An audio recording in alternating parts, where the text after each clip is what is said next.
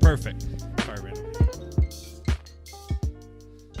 Another one? Sans is live on air. Hello?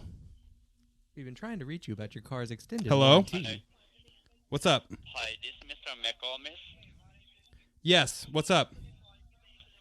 Sir, this is Oscar. I'm working with Senior Savings Center. How you doing today? I'm very good. How are you, Oscar?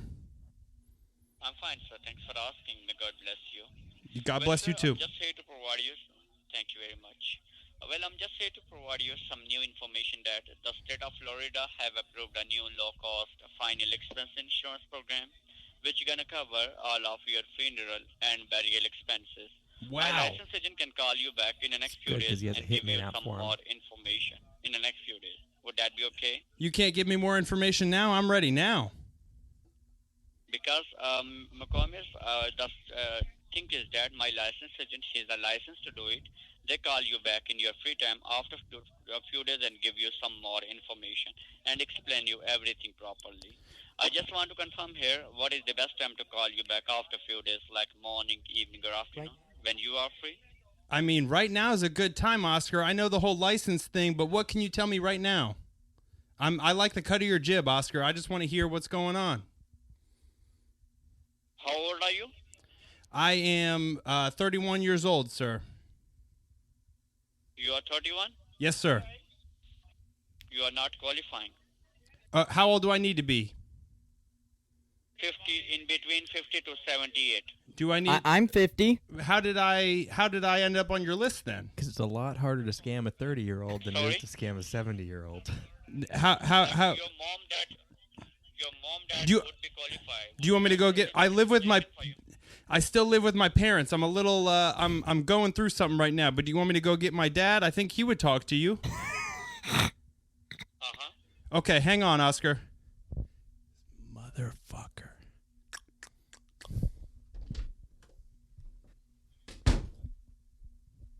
Hey, Dad. Yeah. You're my dad. Let me. This guy. Oscar hold on. wants to talk to you. Hold on. Who is it? Shut up, Mom. Hey, yeah, this is father of Jared. Who is it? Hello, you there?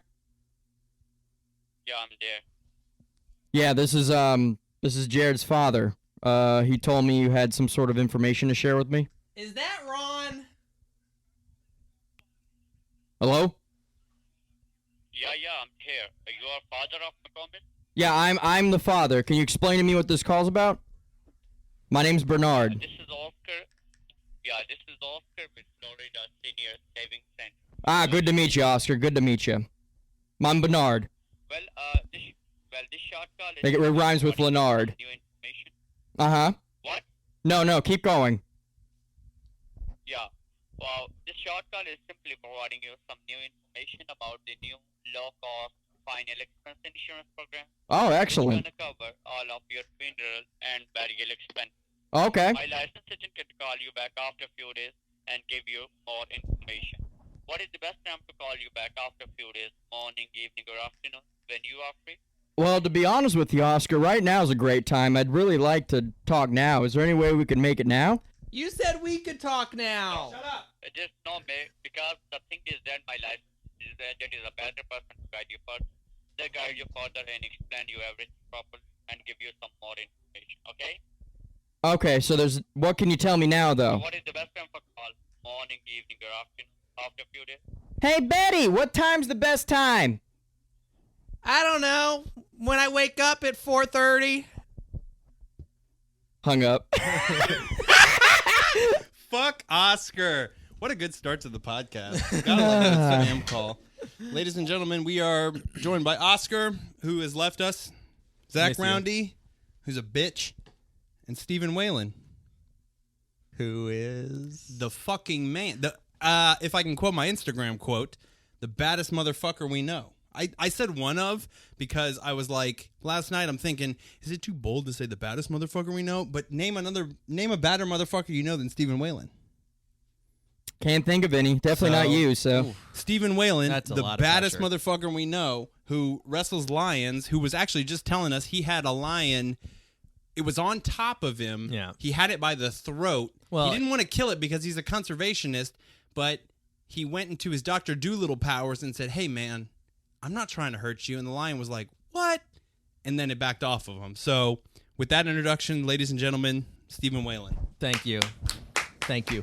Really, I tried to talk him down, but what it came down to, I did like a Vulcan nerve pinch. Right. And that kind of like, shut him down for a second so I can make some space and be like, hey, I think you're really cool and I respect you, but I also respect our distance. So you're more Star Trek than Star Wars is the stance you're taking right now? well, traditionally Answer the fucking question. Traditionally, Star Wars. Star Wars, like Natalie Portman was my number one crush all the way back since Phantom Menace. Padme.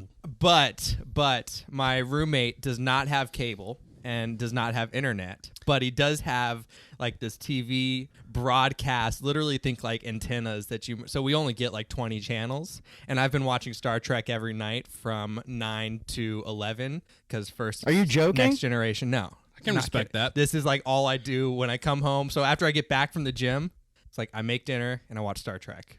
2 hours of Star Trek. The William Nice. Shatner Star Trek? No, see, William Shatner comes on from 7 to 8, and that's a little bit too early for too me. early, man. 9 to 10 is Next Generation with, Captain Picard, Jean-Luc Picard. I don't fucking know it all. He was freaking Professor X.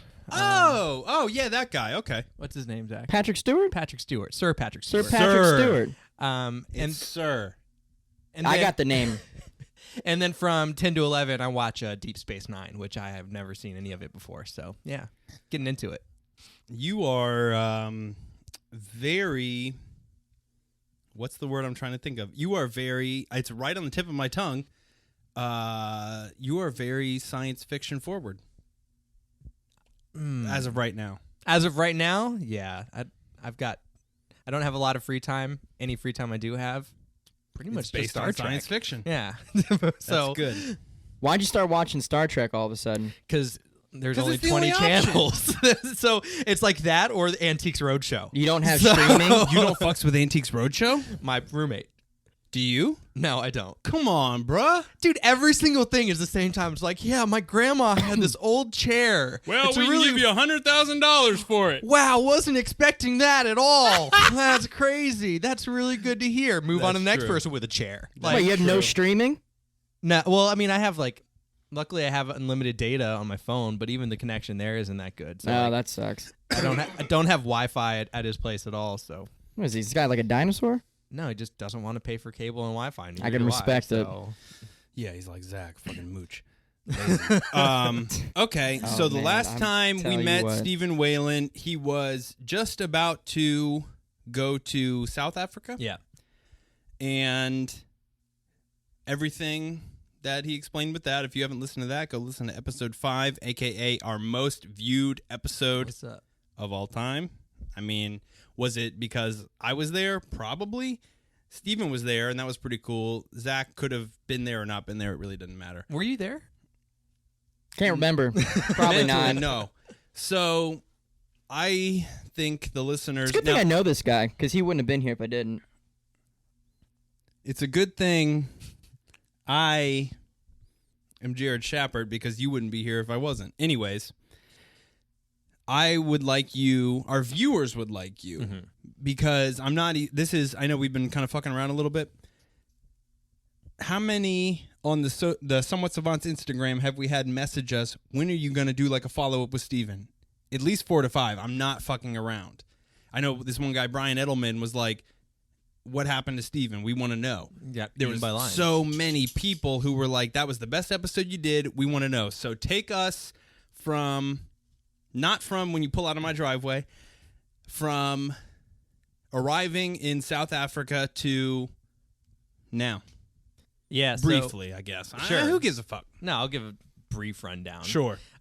So I did what I said I was going to do, but it didn't work out the way that I had wanted it to do. So, I went to South Africa fully with the intentions of moving there, getting a job there, working there, staying there, indefinitely until something else, another door opened, and I thought it was a better opportunity, and that's what I was going to do. So I went down there with the intention of staying there. So sold my car, sold all my furniture, everything was gone. I've got 2 suitcases with my life in it, and I'm going down there.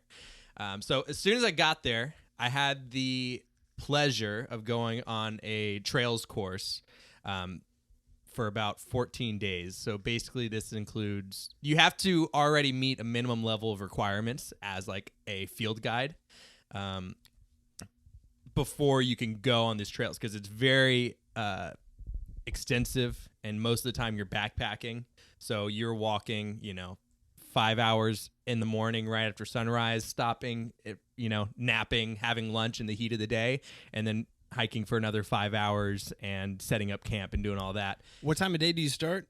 As soon as the sun's up. Before the sun's up. Sun up, You're okay. making Before the sun up. coffee and Early as fuck. yeah. Okay. Well, because part of the reason why we're there is a lot of people were trying to get the credentials so that they could be a lead trails guide. In order to do that, you have to have at least, say, 50 animal encounters while leading. So, like with the rifle, you have to find the animal, make a safe approach to it, see it, view it, and then when the time is appropriate, whether that's sooner or later, backing out safely from this encounter with a rhino or an elephant or a lion or whatever. So during that time, those 14 days, you walk in silence. It was a very like meditative type of experience for me, at least, because I'd signed on literally the last minute, like literally the day before they went. I'm like, hey, do you still have a slot? They did, but none of the rifle slots. So I wasn't able to carry a rifle during these trails. So that means I didn't have to work as hard because I'm not responsible with the gun and for animals. But you have to be silent so that you can hear the animals, and then also that you don't scare off the animals before you have the chance to see them. So it's just like, it was a really cool experience. I love being out in nature. And also because it had been about 2 years since I had been in South Africa and I got my certification in the first place. Like I had all this knowledge, but it was locked in the vault all the way in the back. But, just when you're fully immersed in it, just like if you're speaking another language, It kind of comes back. Yeah, if you're thrown into a country where you have to speak, say, Spanish or Portuguese. God damn it. I don't know where that fucking stopped. God fucking damn it. Start from the bird calls. It's this shit. Okay. Bird calls. So like I said, information trapped in the vault, being fully immersed. It just comes back out. So that was a great way, because literally that was like, I flew into Johannesburg, and I was planning on being there for 3 days, but I hate cities and I can't stand it. And Johannesburg is no different. If anything, it's worse because like, yeah, this street is safe and this street over here is safe. Don't go anywhere in between. Like, you have to be super careful. So I had booked this hostel for 3 days. By the middle of the second day, I'm like, I'm out of here. Like I'm Really? gonna go. So I just headed over towards the Kruger and in the bush and found a place to stay over there because I'm like, I got to get out of the city. But then, within the next 2 or 3 days, I was on these trails. So it's like right back in Africa, in the heart of Africa and the wildlife and all that. So that was really cool. But I wanted to fly, so I was doing some networking. Networking mostly consisted of me going to the bar every night and drinking and talking to people, because like everybody knows everybody down there, and this person knows so-and-so that I should talk to, gives me their WhatsApp number or their Facebook. It's like, talk to him.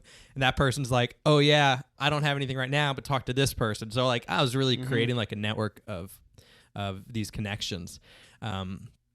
Until I finally did meet like the big guy. His name is Bruce McDonald. So Bruce McDonald and Jerry McDonald, they run aviation in Hoedspruit, which is this little town area that I was staying close to Kruger. They're twins. Jerry runs all the helicopter operations, and Bruce runs like all of the fixed wing airplane operations. So I got connected with them. I was able to do a couple of flights, and really these tiny, small little airplanes and flying at about 200 feet above the ground, looking for rhinos, doing some awesome stuff. Nice. So that was awesome. And then I actually got in contact with their other brother, who was looking for a pilot over in Mozambique to do pretty much that type of flying, but full-time with anti-poaching. So I talked to him for a while. He's like, all of your credentials are good. You know, I flew with his brother. He says he's one of the best. You're one of the best young pilots he's seen in a long time. We'd be happy to have you on. I'm planning on coming down this next week, and we can meet and we can talk and have an interview and do all that. Problem is that kind of just kept getting pushed back and pushed back and pushed back to the point where it's like I was doing so much sitting around and Waiting for this interview to happen. It's like at the same time, I didn't close off my other options. Right. Like I didn't stop looking at that point, but the amount of options that I had were pretty minimal. And this one seems like a golden one that you would want to see yeah, too. over in like what you I've would been willing told, to hold out for it probably. Yeah. I've been told it's one of the most beautiful places I could fly. If I do take this job, I'll never fly for an airline because I'll just be bored for the rest of my life after I've done all this exciting flying. I speak Portuguese, so over in Mozambique they speak Portuguese as well. It's like just Really? throw that on there a little bit.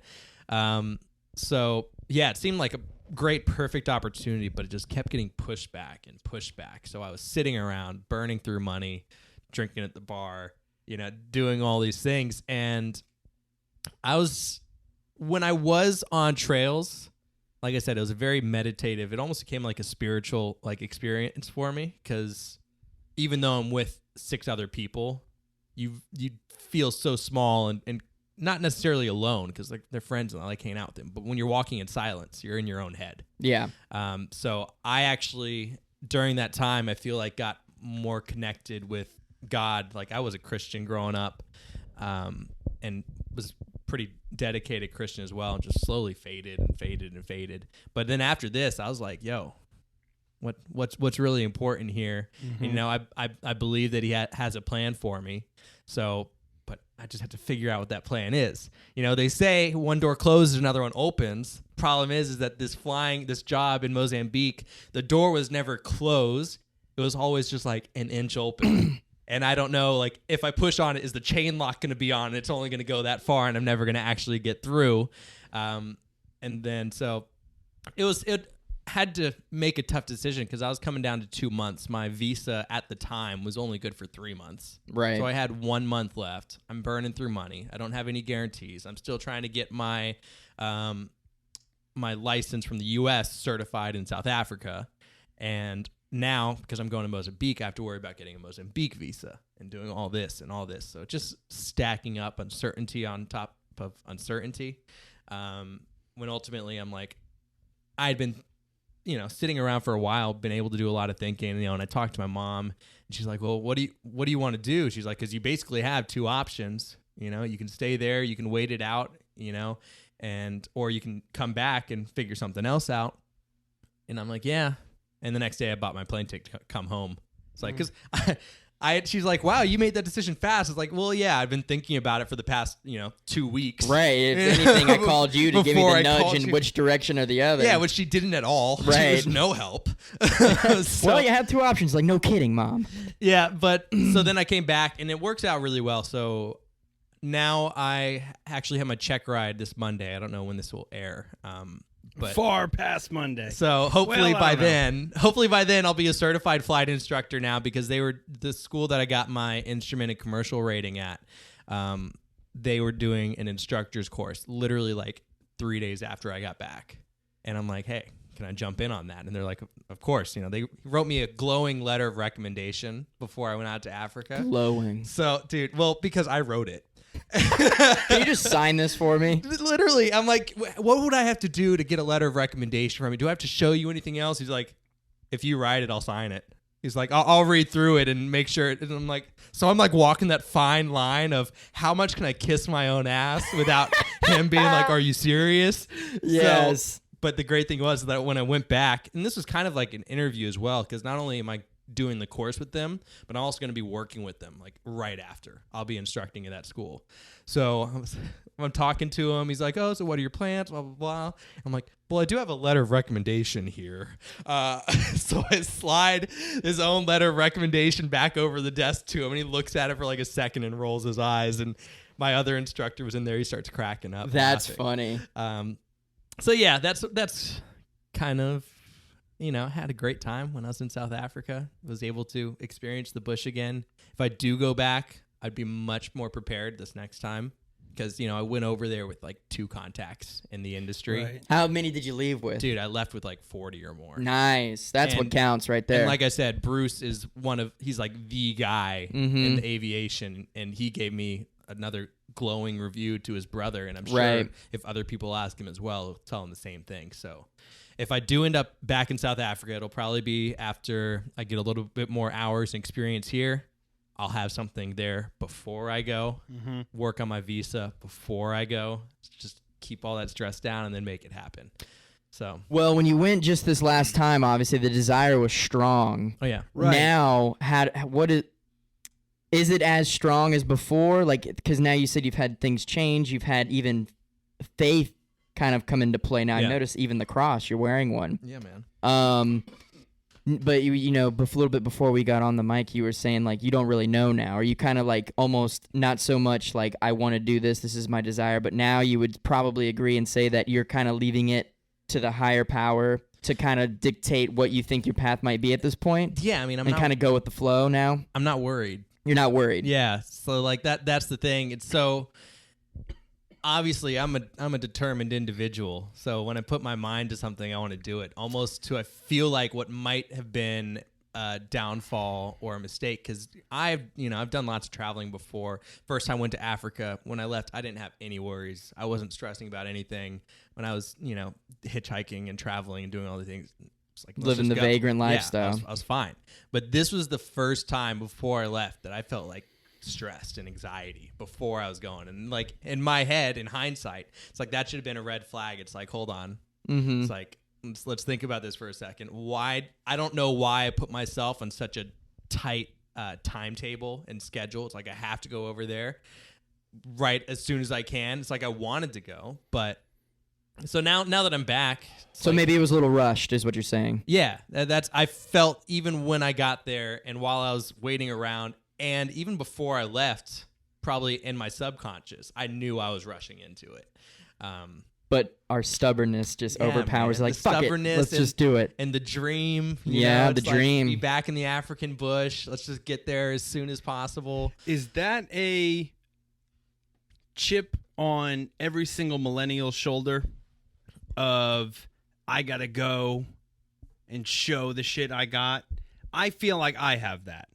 Meaning I've had opportunities come to me like taking over my dad's business or doing this or doing that. And there's just always something about me that I'm always like, I got to do it my way. I might come back around to that, but I'm going to do it. Is that something that's more personality driven, or is that something of the subset of millennials who are millennials but don't want to be stereotypical millennials and get it on their own? Do you know what I'm trying to say? There's a connotation that goes with millennials of you're given everything you have. And I feel like the three of us in this room, as well as many other people, want to prove I'm going to go get it myself. I'm not going to be given everything. I'm going to go do it. Zach and I kind of have that attitude with this podcast of I'm not going to have my dad say, here's $10,000, start a podcast. I want to do it on my own. So do you think, and I'm not saying this to diss you because, I mean, obviously I'm coming from the same place. Zach is coming from a similar place. Was there a millennial angst, you think, that went into I'm going to go do it and I'm going to fucking be an African bush pilot? I don't know if it's necessarily the fact of being a millennial, but I definitely have it. You know, Yeah. what you're explaining there, I think it's probably personality driven more than anything else.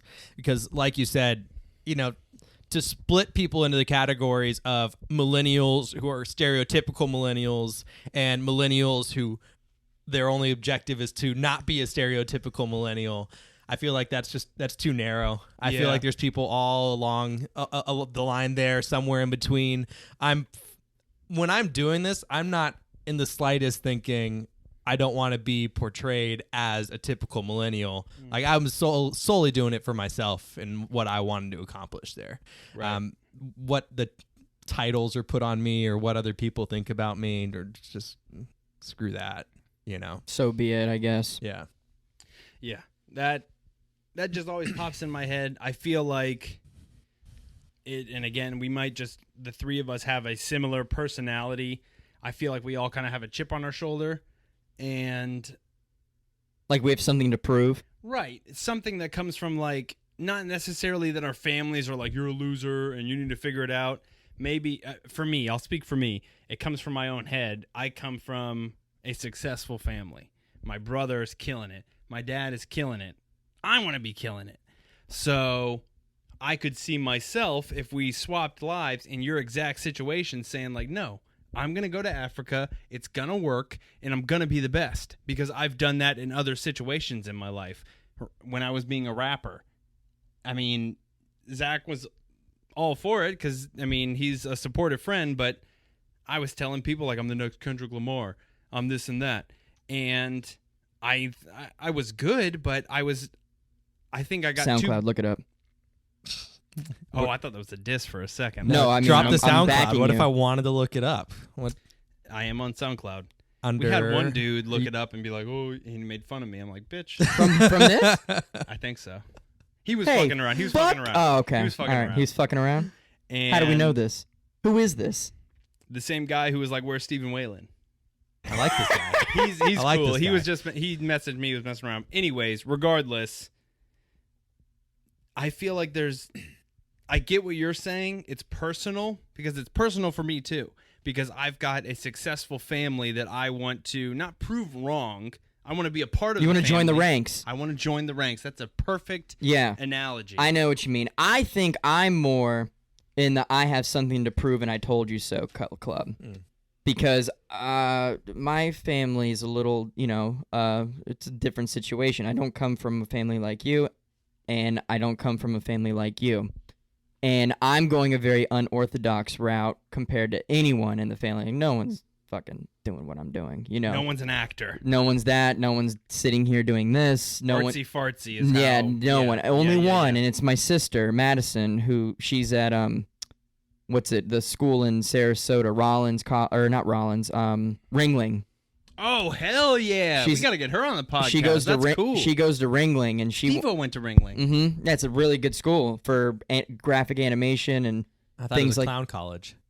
I think they've It's out evolved. by the Ringling like circus. Yeah, I know, but no, it's very like a lot of Pixar people went there and stuff like that. Wow, So anyway, that's cool. yeah, she got in. But anyway, and of course, I know that there's pressure building on like, let's see if he can pull this shit off. Right. And I'm starting to reach that point in life where it's like developing certain skills to save me from a failure on this route, or it's gonna eventually like I'm gonna run out of time Right. to go back and but that's not true because You're gonna meet the fork in the road. I'm gonna meet the fork in the road and it's coming up quick. Right. And We're almost 30, dude. I know. We're almost fucking 30. Speak for I don't- yourselves. Yeah. Okay, how old are you? 23.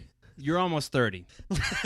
I think I'm the oldest one in this room right You now. are, Yeah, other than and Randall. other than Randall, right? And dog He's years. only 4, so he would be 28. You're what? I'm 28. And I'm 27. Gonna be 28. You're Randall. I'm Let's Randall's just let age. That sink in. So That's a and dog, look at by him the way. sleeping on the floor. That's where he's at in living life. his best fucking life right now. So, but anyway, I feel like I'm in the eye of something. But don't get me wrong. Don't get it twisted. I'm still doing it for me at the same time. But there is a fraction of my being that wants to achieve something and be like, I told all of you, patience was the key. I had it. Maybe not everyone else, and everyone didn't understand it. But now, not only did I tell you, but now I can take care of each and every one of you.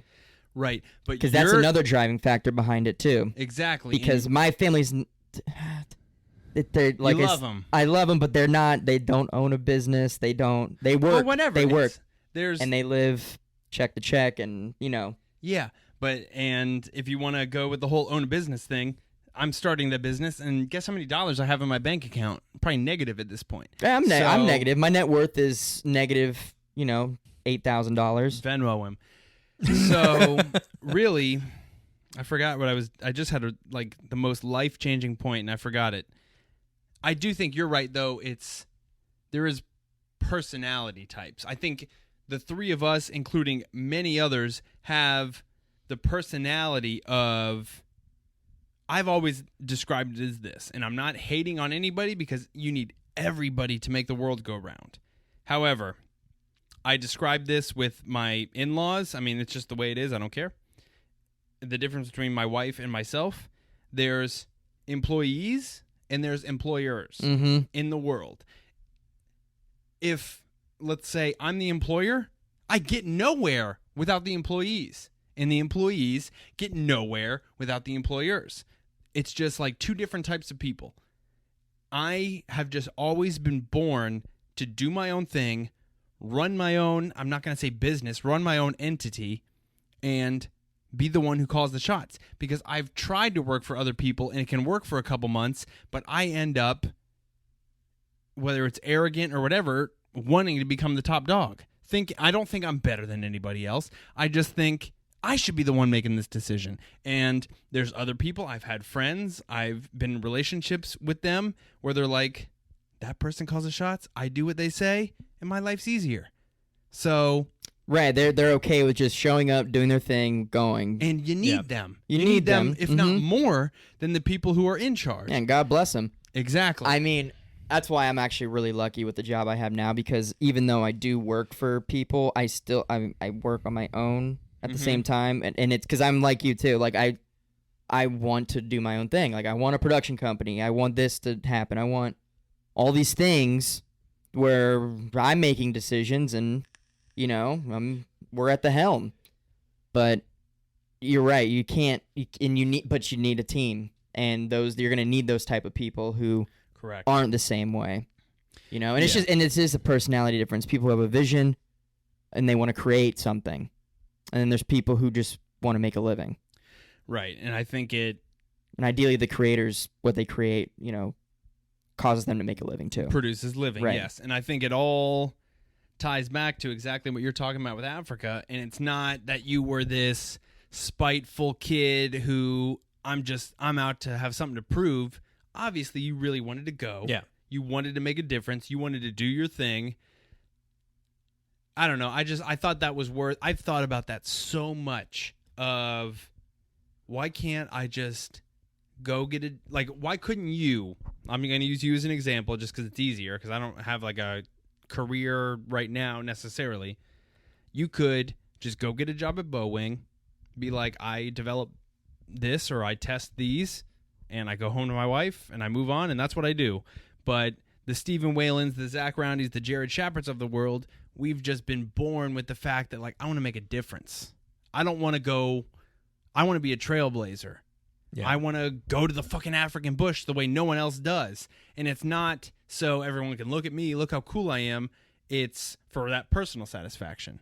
So, and in the end, these type of people, what other people don't realize too, it's like, oh, they're just chasing for their own good. But at the same time, the thing that's created or the thing that's achieved, being the pilot out in Africa, gives back trifold in the end. Correct. It gives back trifold in the end, whether it be entertainment, whether it be, making a difference for a fucking species of animal that won't exist in the end. You know what I mean? Like that trailblazing mentality of like getting there, and it's so hard, you're clawing your way to this spot, but then once you get there, it's like, whoa, the amount you're giving to all these people now.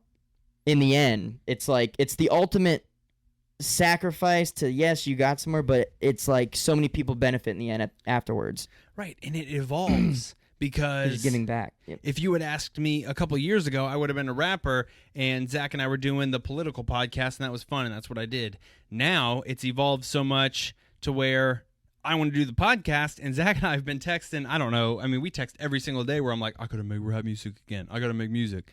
So shit never too late evolves. So in your future, who fucking knows what? I mean, you could not me 3 months out of the year go to Africa, do your thing, come back here and be a flight instructor. I mean, that's another downfall I have. I'll say that. I don't want to generalize all millennials or you guys or whatever. I have a very much all or nothing attitude where I'm saying I'm rapping and that's it. If you don't like it, hit the door. When the main thing Zach and I have learned with this podcast is everything in the world, every single thing is so nuanced and so gray. Nothing is I'm doing this or I'm doing that, black and white. So, I mean, who knows? But here's a question I have.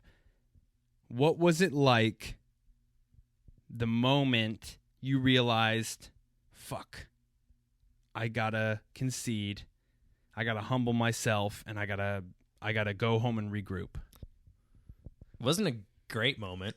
I can't imagine. You know, because like if you listen to the first podcast, like, and even up until then, I was gung ho and I was ready to go, and it was like you weren't coming back. that I wasn't coming back. That was my I didn't think we dream. would I was gonna see go. you. I didn't. Sorry to interrupt you. I don't think we would see you till like a year after the podcast, and that's not like a. I'm just saying. No, I mean I was in the same you had mindset. that confidence about you. And I is think I good. still do have the level of confidence, but at some point you have to accept the way things are and the Sadly. reality of the things. Yeah. So this shows you have good humility, though. You were able to eat your pride, and That's just a bigger quality. that's a than bigger anything quality else. in the end, though. Anything else? Yeah, and make the so smart move. It wasn't an easy decision. Like I said, I'd been thinking about it. It's like, what had I been doing all that time sitting around? Mostly reading, throwing some praying in there, here and there. And just ultimately, like, I had to make a decision. And I felt like the way things were going, dragging it out for another month was just going to burn my pockets even more. I was going to be coming back eventually. So let's just do it. Let's get it done. Let's regroup. Let's try again. So like I was disappointed that I didn't get to accomplish what I had set out to accomplish. But at the same time, it's like I didn't consider it a failure when I went out there, because I learned a lot about myself. I learned a lot about the industry out there. I had a great time. I met some great people, had some awesome new experiences, and have more stories to tell. So it's like, to sum that all up as a failure that's just wrong. Like, Right. so I don't see that as a failure at all. It's just not successful in the ways that I had imagined it being successful. Successful in a lot of different ways, and arguably some more important ways, but just somebody else's plan, not mine. Here's a question for you. Do you think that this second trip was more productive than the first time you went? This trip was a lot more dependent on me, because the first time we went out there, I had signed up for the course. to Right, get right. The safari. So like I knew where I was staying each night. You were I kinda knew on your the own the time second frame that round. it was going to take. I was on my own the second time, and like I'm trying to put some pieces together. I'm trying to make something happen. I'm trying to meet somebody who might know somebody who can help me get a foot in the door in this industry. So it was a much more of a struggle. Whereas I paid my money to go on the course the first time. I had worked up, saved up, paid my money. And so for the next 6 months, I was set. I knew before I can do anything else, I'm going to get through this I course. got you. So you're like, half a year's done. Like, you ain't coming back, and you're going to be there. Right. Right. And it's like, I might stay longer, I might not, but at least for 6 months, I have that set. And we know how that went. When I went back for the second time, it's like I had the first week set. Right. It's like, and then I got on the trails. So it's like, okay, there's 2 more weeks.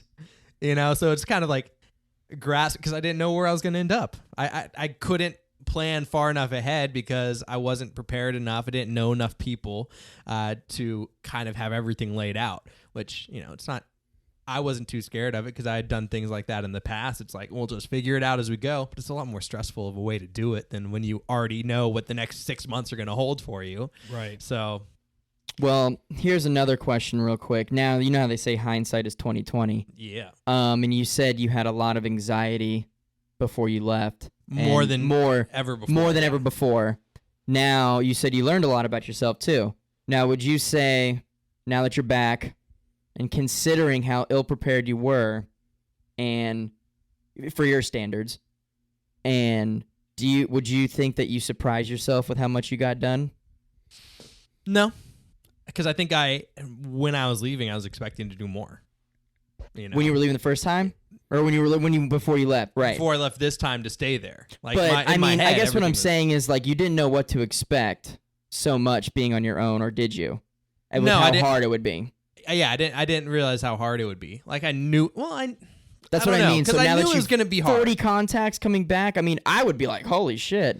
40 that you could rely on, or not rely on per se, but that you could connect with when you We went can back. rely on half of them. Yeah. 20. If I can rely on a just a couple of them. Right. Right. But I mean, that was one of the great parts, is like, because while I was enjoying myself, while I was at the bar hanging out with meeting new people, everybody who's living in that town is working in the bush some way or another. So all these people, we all have common interests, a passion for the bush, and they're more than happy to connect me with their friend who might know somebody and do that. So that was great, and making those connections were awesome.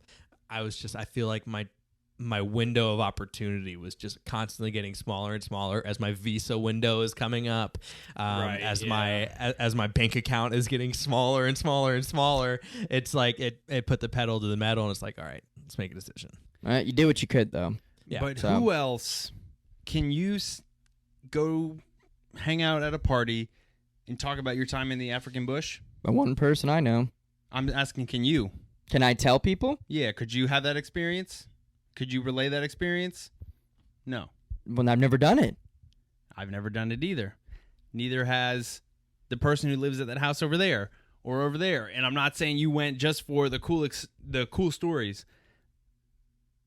For anybody, and this goes back to your was it a failure thing, because obviously it fucking wasn't. No, He doesn't believe it. I don't believe it. Randall doesn't believe it. Thanks, Randall. He's a man. The life currency that you created that will never get taken away, no one can take it away, is, in my eyes, invaluable. No, yeah, absolutely. Not just for the cool story at the bar so you can bring the chick home. It's, which does work as well. well, I It's mean, a we'll side get Hey. that. That's for another I episode. could imagine it's a fucking Just easy one to use. the advantage that you have life-wise, because you're 23, I'm 26, he's 41. So, really, the amount of knowledge you have is invaluable at especially the age you have. And I'm glad you don't consider it a failure, because I'd fucking slap you in the face if you did. And here's what I really want to know. Fuck all the I'll be back one days. We want to know what happened when you were there. Give us the shit your pants, piss your underwear, animal stories. The elephant one. That was, What the? Okay. Before you go, when you posted that. Yeah. I think, sitting with my family or with my wife. I had to, and she might have been telling me something very important. I don't fucking know. I don't fucking care at this point. You sent that, or I saw that. I literally almost was like, is this I went to stand up. Is this a joke? That's one of the scariest things I've ever seen, because describe to people how dangerous elephants really are. And a bull male. Because all they think of is, oh, elephants from Disney Channel. No. Let's talk about real elephants that can gore you in the fucking gut. Yeah. So for anybody who hasn't seen the video, I know you posted it on Instagram. We'll post it again, goddammit, because it's worth it. You can see it.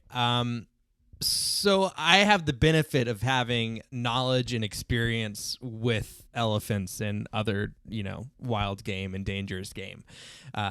If you don't, that's the thing about Kruger National Park. Kruger National Park is one of the coolest places on earth, one of the most beautiful places where literally anybody can take their car in, you pay the fee, you pay the conservation fee, and then you're just driving with elephants right next to the road and buffalo crossing the road, and it's like all these things. Like you go to like Busch Gardens or wherever and you do the safari drive park, it's like, oh look, a zebra. Oh look, A zebra. a giraffe. It's like, this is so cool. A monkey stole my chips, but here it's like there's nothing in between you and a giant bull elephant who, depending on what his mood for mood the is, day. what he wants to do, if he wants to show off, if he just wants to destroy something, you don't know, and you can't get away from them. So with that one, I had seen that bull elephant probably like a couple 100 yards away, probably like 200 yards away. and I saw the direction that he was walking. I saw where I was located. he solo? Yeah. So he was a big male by himself that I saw out in the distance, and I saw he was kind of walking this direction. He's going to be I'm like, he's going to be crossing the road right there. I'm just going to sit my car right here. So there was You were driving? Yeah. So Okay. I was driving in my rental car by myself. Oh God, fuck it.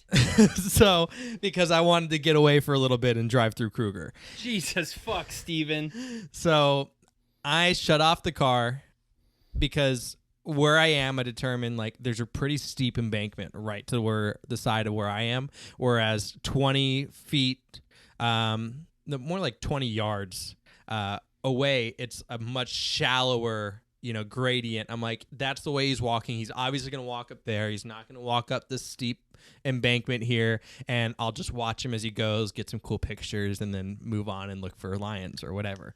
So my car shut off. I watched this elephant make his way towards me for probably like 10 to 15 minutes. But all of a sudden he makes a detour, starts and so I'm still like, he's not going to come up this embankment. He makes his way up that embankment. The video starts a little early, but like you could see him kind of struggle to get up such a steep little part there, but sure enough he does. He wanted to make sure you knew he could get up that. But the benefit that I had is like I had been sitting there silently for 12 minutes and he came to me. That's fucking wild. As opposed to if I turn a corner pretty fast and I spook him, it's like now we're in a dangerous So he straight up situation. investigated you. Yeah, and like he literally sits there with his tusk covering over the hood of my car for like a minute.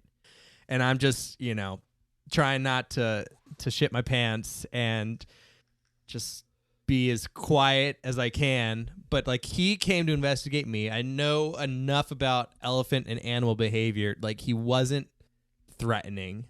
His ears were still moving. He was making all these they weren't normal like movements. completely out like a cobra. Yeah. Yeah. But Elephants and cobras are very similar. Well, they hood up. You're a fucking dumbass. First off, don't talk to me like that because he knows exactly what I'm talking about. nice. I'm the animal expert out of us three. And Anyways, I keep don't going. appreciate that at Keep all. going. I'm sorry. So like Zach said, he kind of cobra'd up. No, he did not cobra Don't up. agree with that. No, I didn't say he did. I was saying that's what they do with their fucking ears. No, it's Zach, another warning Zach. sign. It's another Yes. warning sign saying like, look how big I am. Back up. Like I'm gonna mess Continue you the up. story. Horses pin their ears back. Nah, and I'm I know done about with you. horses. I'm done. So, anyways, so like with him showing his behavior, I wasn't worried. But then also at the point, it's like, well, what else would I have done besides just sit silently? If I tried to turn on my car, or if I tried to reverse and get out of the way, like if I made any sudden loud noise, literally all he had to do was like put his head down, and he just fucks up my rental car. So it's like, Did you have the renter's insurance? no, but I had travel Wow. insurance, which covered car rentals. Did it cover elephants? It covered up to $40,000 of damage, and I did not read anything that excluded elephants. That's fair. But yeah, man. And then it just came down to being quiet and trying to appreciate the moment and not die at the same time. That's pretty badass. And then like he walks by and you can see the mud on his tusk, and one of his tusks is broken, probably from a fight that he had with another big male. But yeah, he came over. Now, do you checked me hear out. stories often of elephants like interacting with the cars in a bad way, flipping them and things? Yeah, Kruger elephants have a bad reputation. Oh no! So let me drive up. Oh, this elephant's fine. But I didn't You're drive a up. madman. He came up to me. It was Regardless, okay. you're a madman. If you didn't kick it in reverse and go, "Bye, I'm going back to camp," that's that's what Yeah. I would have done. and that's why you would have gotten in trouble because you're a tourist who doesn't know what he's doing. I know about cobras. I know that much. No, you don't. That video, I think people look at elephants literally, and I don't mean this in a general sense, in a Disney Channel sense. They look at elephants as, oh, they remember everything. He'll remember me. Dude, when you are sitting inside of your tiny Toyota Camry Shout out And- Toyota Camry. and you have an elephant standing up like 3 times higher than you are, looking down at you with this tusk like pointing at you through the windshield, it's like, yeah, you could kill me. please don't. Because, you know, one of my instructors when I was getting certified, he would talk to the elephants like in a calm, gentle voice. He'd be like, Oh, wow. hey, it's like, back up. Okay. You know, it's like, and that's one strategy that they use, but he always spoke in Afrikaans. And I think Kruger elephants, they only speak Afrikaans. So I don't speak Afrikaans. I couldn't talk to him. I would talk to him in English. He would just be more confused and might ram me. So if I spoke Afrikaans, I probably would have talked You might have a little more. fighting chance. Yeah. The fact that you have that wherewithal to not be so arrogant to think he'll understand my tone is probably why you're sitting with us here today. Yeah, and there's a couple of different techniques that people use, like knocking on the side of the car, because it's not like a super loud, but it's kind of an unusual noise, and that might get them to back up. But he was calm. I just wanted to keep him as calm as possible. What would have happened if he wasn't solo, if he had his girl and his little child with him? Well, the males are almost never part of like, They don't fuck the with them? harems. So yeah, so like the females, there's a matriarch female, and with a breeding herd of females and young elephants, like that's where a lot of the danger is, because yeah, they don't mess around when you're close to their babies there. But males are pretty much always solo unless they're like really young males. They slowly drift apart from the herd of elephants until eventually they're just on their own. They come in when a female's in heat and try to get some, and then that's it. So the male elephant comes in, fucks, says, I ain't raising this kid, and dips out? Yeah, 100%. I mean, do I need to say anything else? God damn. Now let me ask you: did you see any crocodile? Do you have crocodiles in the area of Africa that you were? Oh, yeah. Yeah. Because where does the Nile River go down that way, or how does that work? The geography of the Nile River, it does not come all the way down to South Africa. That's what I didn't think so, because they call them Nile crocodiles, but I for some reason found it hard to believe that they weren't. That there's none in South Africa or anything. No, there's tons. Did you see any while you were there? Saw lots of them. Saw a couple blondes as well. Really? Yeah, Whoa. Nice. in the in nature, which is really cool. There's even one bridge. It's called Blondie. Crocodile Bridge. Does that mean albino? So not albino, but Xanthic. Yeah, xanthic. Nerds. Yeah, they're fucking stunning They're looking. beautiful. Yeah. And like luckily the way, normally the reason why albinos have such a hard time is because they just stick out like a sore thumb. It's like they're an ambush predator. It's hard to ambush somebody when you're bright white. But when you're like a kind of like a darkish yellow color instead of just a plain gray like most of the Nile crocodiles are, the good thing about the yellow is there's a lot of yellow and muddy rivers so that they can still make it work and still make it happen. They've actually become they're successful and they successfully breed and do all these things. But there's even a bridge in Kruger called Crocodile Bridge where at any time you can just drive over, look over, and count like 25 crocodiles just laying on the bank right underneath. That's fucking cool. Hell yeah, that's awesome. Any venomous snakes sightings? I'm sick of the reptile talk, honestly. Well, I'm not. So Am I outnumbered here? Boom slang? Boom slang, there was one right outside of the place that I was staying most of the time called the Bush Pub Inn. Shout out to the Bush Pub. Shout out. Everybody there is super tight, and the food is just as good as anywhere else you can get in the area, and I lost like a bunch of money playing poker there. So what's up? I won a lot of money, and then I lost all of my winnings. Damn. And then I didn't play anymore. Isn't that how it goes when you That's how it gamble? goes on a fucking cruise ship. But so while I was there, literally there's like this one boomslang that would always be out, and I would always just check him out. That's dope. Yeah, so boomslangs, they're really cute, innocent looking snakes Until they get you. until they get you, and they have a hemotoxic venom. So basically it just makes your blood starts coagulating inside of your veins, and the only real anti-venom, there isn't one. So Anti-venom? you just get blood transfusions Until it's out of you. for like sounds fun. 2 months. Now, you probably saw the one he posted of all the female lions Oh, and the cubs. and the They're the cubs. ones- That was fucking crazy because there wasn't a single male with them. No. So But real quick, would you say, I have a recollection of you saying the females arguably are the ones you want to avoid more than the males. as far as lions go, Yeah. they're pretty even. I would Okay, I would so say. they'll fuck you up just as much as a guy with a big mane. Oh, yeah. will. Oh, Okay. yeah. Okay. And it's like these lions in Kruger and in most of these reserves that people go on safari drives with, they become very accustomed to the car. If you're And they in look your- like they didn't give a shit. yeah, if you're in the car they normally won't even bat an eye in your direction. Now, if you were to be a complete idiot, like some people are, Get out of the car. Out of the car. They're immediately on. They're like, wait, hold I've up. seen the You're gonna- videos. Yeah, it's like don't do that. I've seen videos of it too. It just makes me cringe. It's so dumb. Have you seen videos from Kruger? Oh yeah. Oh, God. So there's one video that I saw where there is a leopard with a kill up in a tree. And so obviously everybody that drives by is stopping, trying to get a good angle so they can take pictures. And then one, tourist dude can't get a good angle, gets Oh out of my his car God. with his camera, walks around and starts taking a picture of the leopard like from there. And everybody's just like battering this guy, like, get in your effing car. It's like, what are you doing? Like, that guy that guy has the Disney mentality, which you were thinking. He's like, I'm just, he's preoccupied. He's just, dude, that leopard. Meanwhile, He sees a fucking new- lion he down says the the next plane has meal. spotted you. Jesus fuck. Damn, that's Wow. fucking crazy. I want to. Here's the plan. We're almost at an hour. Already? I know. So here's what we're gonna do. We got a lot of topics thrown in because our listeners know Stephen Whalen is not a one-trick pony. Stephen Whalen is not the Africa guy, the I almost got eaten by lions guy, as lame as that is. Yeah. It's actually very smart. I know. Here's the thing. Are we beefing right now? Are you mad at me? I just don't appreciate when you make me look fucking stupid. When I don't I'm make having you an look actual stupid. when I'm I don't having make an you actual look stupid. conversation. I don't make you look stupid. That's what I fucking felt like it was. But anyway, keep going. We have topics to discuss with Do our you know that guests. you obviously know more about snakes than I do? Just keep going. Do you I don't know want that? to. Do you know that? I wanna do ask know the that. question. I want to ask the question. I do know that. I do know that. Help. Yeah, right. Please send help. Rescue this man. Zach and I are going to have a talk after this. No, I'm not.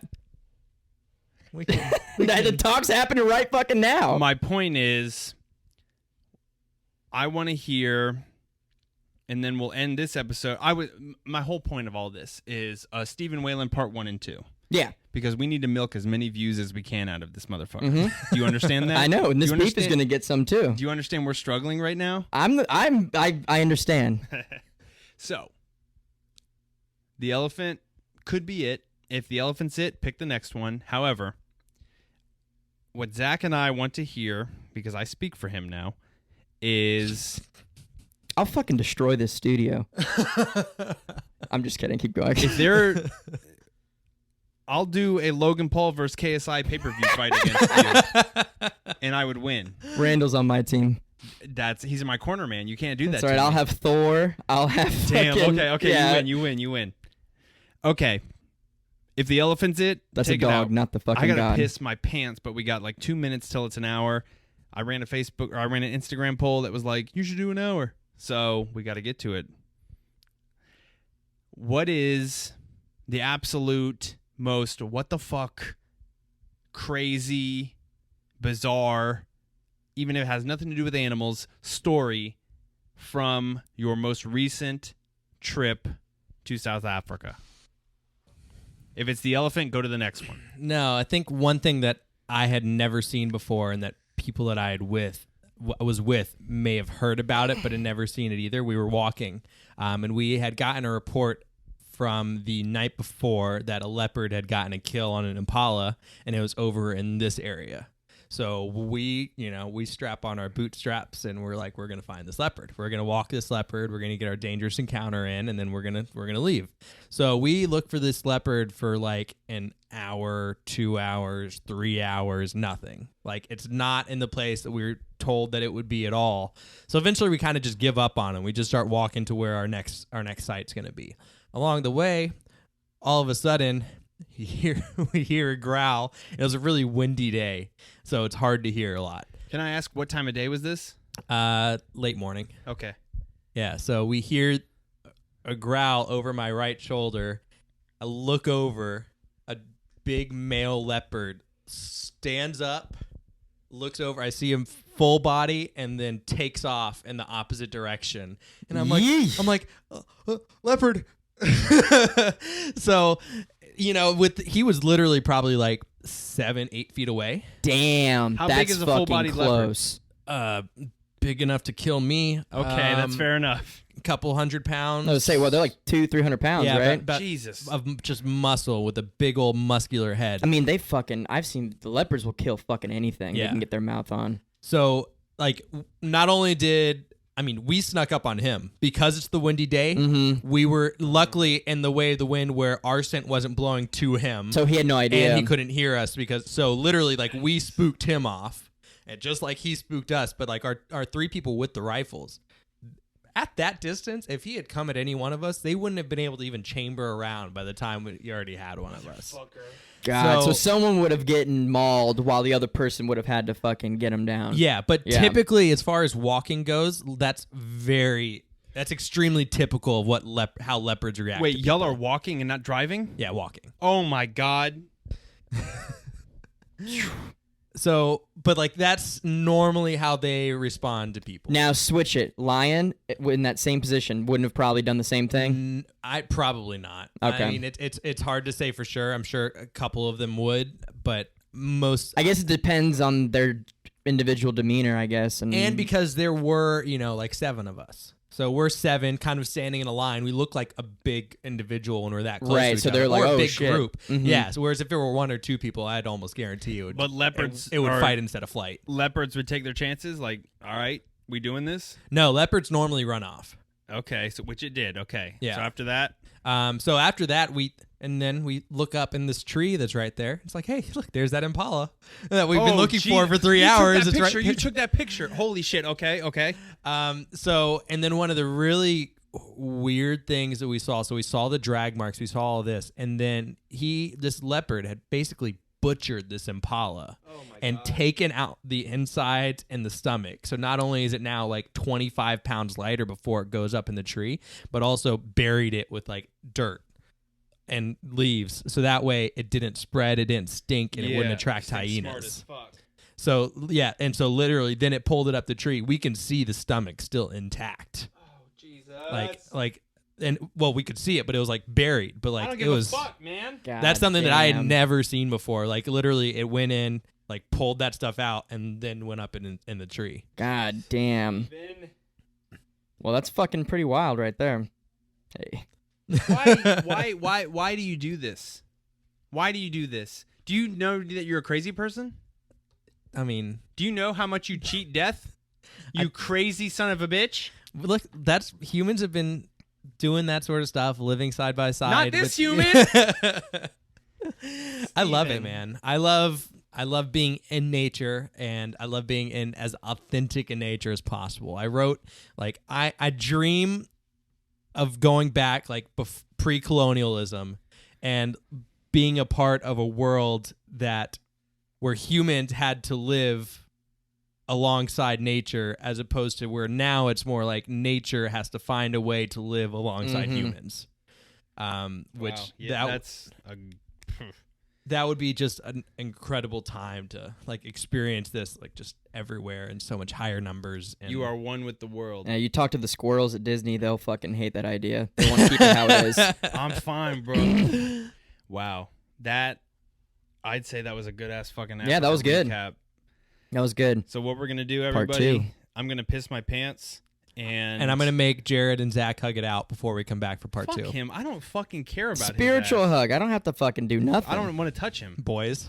Anyways, we're gonna come back with a part 2. I gotta piss. I gotta piss more than you. I'm do. going downstairs. Okay, we're gonna come back with a part 2. Stephen Whalen's gonna venture out of Africa.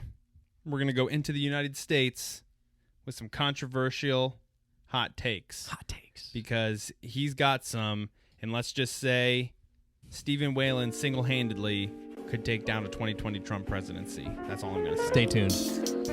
Whoa.